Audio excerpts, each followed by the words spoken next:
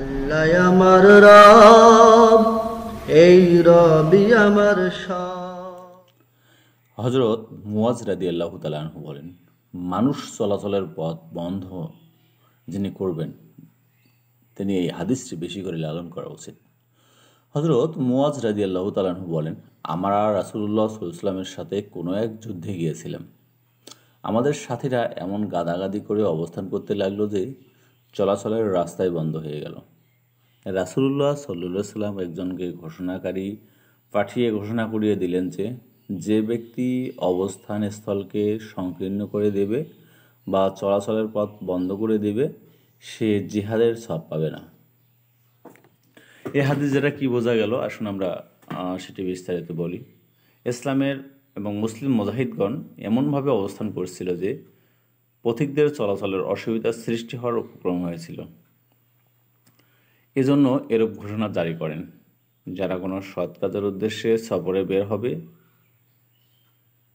তাদের উচিত পথিমধ্যে কোথাও যাত্রাবিরতি করতে গেলে যেন বেশি ছড়িয়ে ছিটিয়ে অবস্থান না হয়, বরং কেবল প্রয়োজনীয় পরিমাণ জায়গা ব্যবহার করে অন্য সফরসঙ্গীদের স্থান সংকুলন হয় বা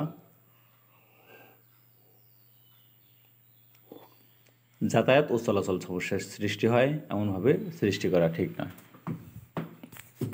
সুপ্রিয় প্রাণপ্রিয় বন্ধুরা, আল্লাহ রাসূল সাল্লাল্লাহু আলাইহি ওয়াসাল্লাম আমাদের যে হাদিসগুলো শিক্ষা দিয়েছেন, আল্লাহ যে কোরআনটি আমাদের জন্য পাঠিয়েছেন, যে হাদিসটি আমাদের জন্য রাসূল সাল্লাল্লাহু আলাইহি ওয়াসাল্লাম আমাদের মাঝে শিক্ষা দিয়ে গেছেন, এদের বাস্তবায়ন করাই আসলে মূলত আমাদের কাজ। পৃথিবীতে আমরা যে অল্প সময়ের মধ্যে আমরা যে কাজকর্ম করি, ব্যবসা বাণিজ্য করি, চাকরি করি এবং বিভিন্ন পেশার সাথে যারা আমরা জড়িত, এই মানুষগুলো আমাদের অবশ্যই ভাবা উচিত আল্লাহ একজন আছেন, যিনি আমাদের লালনকর্তা, পালনকর্তা এবং যিনি আমাদের রিজিক দাতা।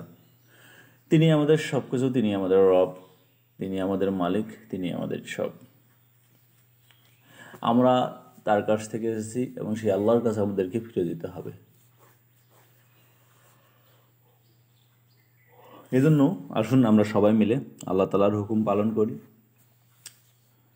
এবং আল্লাহ তাআলার জান্নাত লাভের জন্য সর্বোচ্চ প্রচেষ্টায় থাকি। এই ঘটনাটি হচ্ছে বিশেষ গুরুত্বপূর্ণ গ্রাম এলাকা এবং সকল জায়গায় যেটি পরিচালিত হতে দেখা যায়, সেটি হচ্ছে মানুষের চলাচলের পথ বন্ধ। আসুন আমরা হাদিসটি মানি এবং আল্লাহ তাআলার হুকুম পালন